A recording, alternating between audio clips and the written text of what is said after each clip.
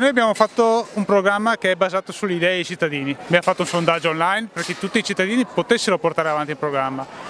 Faremo gli incontri di quartiere adesso a maggio dove i cittadini potranno continuare a portare idee nel programma. Alla fine il nostro programma è segnato proprio in modo chiaro che il programma è un programma aperto e continuerà ad essere aperto.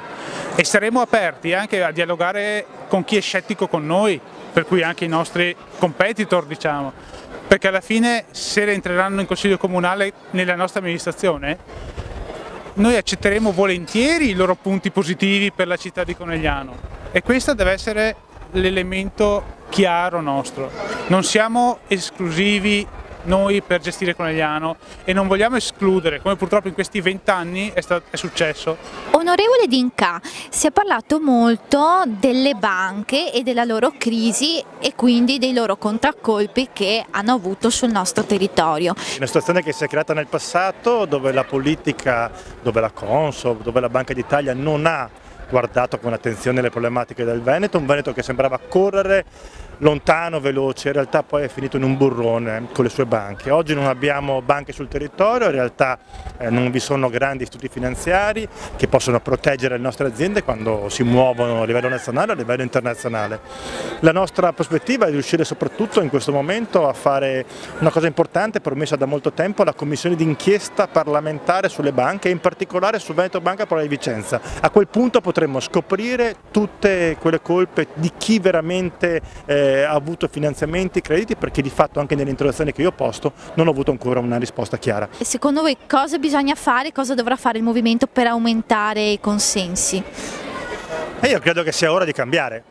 Io credo che abbiamo vissuto un periodo in cui la Lega governava, ha governato insieme a Galan, ha governato nel momento in cui c'erano i finanziamenti per il Mose, la Lega ha passato quel momento in cui abbiamo avuto le problematiche delle banche. Io non dico che vi siano delle colpe oggettive, non vi sono delle colpe dal punto di vista giuridico, ma è tutto passato mentre la Lega governava.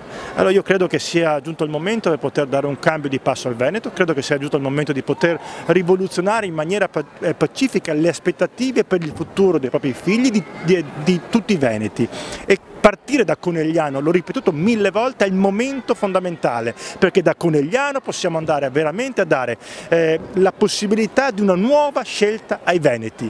Votare Movimento 5 Stelle vuol dire veramente pensare al futuro dei propri figli e credo che sia l'unica cosa importante che di fatto noi possiamo fare nella nostra vita. Ma io posso solo aggiungere che votare Movimento 5 Stelle non è un portare via un voto a un altro partito o a un partito, perché il Movimento 5 Stelle non è un partito, ma è un votare per se stessi, un votare per portare le proprie idee direttamente, nel caso mio, in un consiglio comunale, in un'amministrazione comunale.